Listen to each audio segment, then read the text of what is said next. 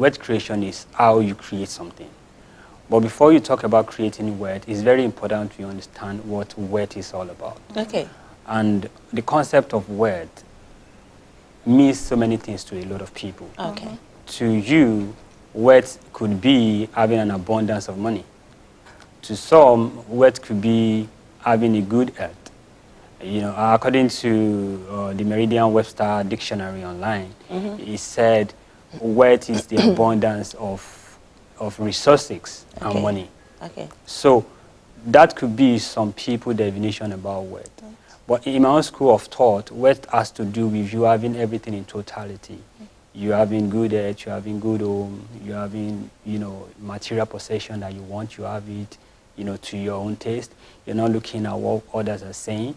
Everything you want, you have it, and it shows you're wealthy. So the process of creating wealth is just the way, it's just how you create those things that you want. And that is all about wealth creation. Because what wealth is to you may not be what wealth is to someone else. We need to educate our people. We need to encourage them. They also need to know that when you have that money, don't just spend it. Put it on something. And that is what wealth creation is all about. Okay. Wealth creation is, because when we are talking about wealth creation, we need to let people understand the difference between saving and investing. Okay. What majority do and why they don't have value on their money is they save it. Okay. When you save your money in an environment where the inflation is higher than what you are getting as return on your saving, you're actually losing money. True. For instance, your salary is 100,000 and you set aside 50,000 as a savings, and the inflation in that particular country is, let's say, 20% or let's say 10%. Yes. And the interest they're giving you on your money is, let's say, 5%. You're losing 5 already. Because that means you are saving on a negative balance. So instead of you saving, put your money in something that will at least match the inflation rate or go above it a bit. So if inflation rate is, let's say, 10, you should save your money in something that will be like 12, so that you have 2% margin when you consider inflation. And those are the things that people need to know. Then when we are now talking about creating wealth further, people need to understand something that long-term is the key thing to you creating wealth. Okay. For instance, as an employee, you're working, or don't let me even use an employee. Let's use a secondary school student who is in SS3 and you want to go to university and you're going to spend 4 years. Yes. So it is expected that you have a portfolio or an investment that will be like a 4-year investment plan. Okay. So that when you graduate from university, you have a money you are falling on to either start a business of your own or consolidate on pending when you get a job. All right. Okay. You said that to save because of the inflation, it's really not the best thing. That what we should do or what we should do is to invest. Now, there are a lot of businesses in the country where you try to invest and eventually you lose money. So that's why a lot of people believe that, okay, for example, you have parents that have children and they will be saving, some people maybe 1,000 a month, 2,000 a month. It depends on how strong they are financially. And they try to save that, oh, when my child is 21, when my child is 27, 20, you know, like that, they'll be able to do something. So you were saying that that idea is wrong? No, not wrong. Okay. No, don't get me wrong. Okay. It's not that the idea is wrong. You see, when it comes to investing, when it comes to creating anything, your own belief play a major role. Personally, from my own school of thought, I don't believe too much in savings. Savings is not wrong, and that does not mean savings is wrong. Okay. But to me, it's not a better way towards creating the wealth you want. So what's the better way? What wealth do you want? And that is why I said you have to come to the awareness of what do you want. What I want is the first thing to know on which way am I going to use to create wealth. You understand? Your own could be you just want some, little fair money for yourself, maybe to buy the next shoes. To buy the next shoe, to spend for the next Christmas. So it's good to just be saving maybe 10,000 towards December, and at the end of the month, at the end of the year, you'll be having like maybe 120,000. Compared to, you have an investment whereby you are getting a better return, and at the end of the whole year, the money you're saving or you're investing, so to say, as grew exponentially to maybe 300 or 400. So there's different there. So savings could be your own choice of wealth creation, depending on what you want. So that is very, very important for you to know what you want, and that will guide the choice of what you are going to do. Okay, talking about the long-term investments, what type of investment do you think is advisable for people to go into? Don't forget, no mentioning of brands. No, I'm not mentioning any brands. But yes. Yeah, from my own school of thought, based on my own model that I recommend for people, there are over 1,001 business out there. Okay. And everything still revolves around what do you want. Now, in choosing the kind of business you want to do, there's two things I always tell people. Know your risk tolerance and your risk appetite. Because there are a lot of shiny objects out there. Yes. A lot of businesses that they will tell you it's profitable, if you put this, you get this.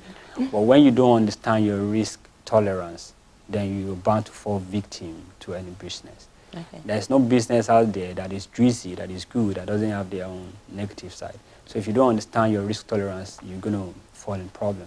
Then number two is, what level of time are you ready to invest in it? You understand? Now, before I talk about any business I'm going to recommend to anybody, there's something I always tell people. Okay. It is very key for you to have an high income skill. And what is an high income skill? An high income skill is that skill that you have that allows you to generate income offline or online. Okay. A skill that if you leave this place, you can use it to generate further income. And that is the only way you can actually create the wealth you talk about. The high income skills, are you talking about soft, excuse me, are you talking about soft skills or hard skills? Is it something that... It could be soft, it could be hard. Okay. But more importantly, it's more profitable when it's soft. Okay. You understand? Because when it's soft, you can use it anyhow, anytime, anywhere. But when it is hard, then you are restricted to some area, to some conditions. But when it is soft, it's anywhere, anytime, any day. Okay. Savings is not wrong. Okay. We have to get that right. Savings is not wrong. The fact that it's not a better way to wealth creation does not make it wrong. Okay. Savings is good, but then it's not a better way to wealth creation. Okay. And we said it yesterday, how to encourage the kids to save is by having, either you have a Smart Kids Save account for them in any of the commercial banks, or you have a box. Piggy bank. A piggy bank for them where you put their money.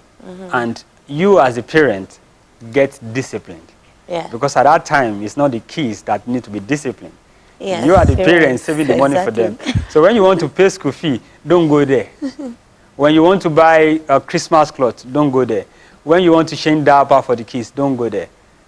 Be disciplined as a parent to leave it to them. And being in a piggy bank is also risky. There is nothing wrong with you opening a bank account for them, such that you'll be taking the money to the bank for them and let it be there. And also, discipline has to set in there too. Okay. For instance, what I did was not to put myself as the signatories to my kids' account.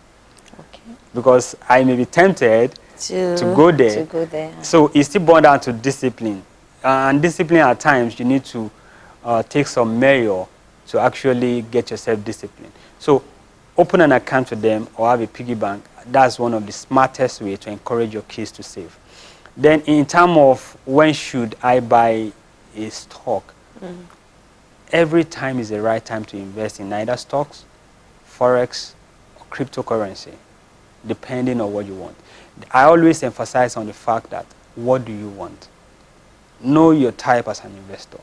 There are some stocks now that you can still buy. If you can hold on for like 2 or 5 years, you have good return. And if you want to just... No matter how high it is now? Yes, for sure. But then, it depends on what you want. What is your expected income as an investor? What type of return do you want on your investment? Those are the things that will guide you on the type of shares you're going to buy or the type of stocks you are going to buy, so to say. So every time is the right time to invest.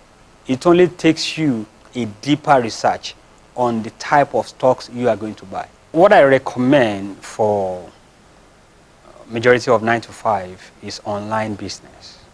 Okay. With online business, you don't need to be there physically. So all you are leveraging on is your smartphone. And on that, let me quickly talk about leverage. Okay. We are in a world of leverage, whereby you are either leveraging on technology or leveraging on somebody else's time or somebody else's expertise. When you give your fund to a portfolio manager, you are leveraging on his expertise to double your fund for you or to grow your fund for you. Okay. You are not in that business. You only trust the portfolio manager to grow your business for you. So that's a leverage. The portfolio manager is bound to take all your risk for you. So if the business nosedive, he or she is bound to pay you your money. That's a leverage. So leveraging on technology this time around, as a 9 to 5 worker, look for one skill. Like I said yesterday, develop a skill.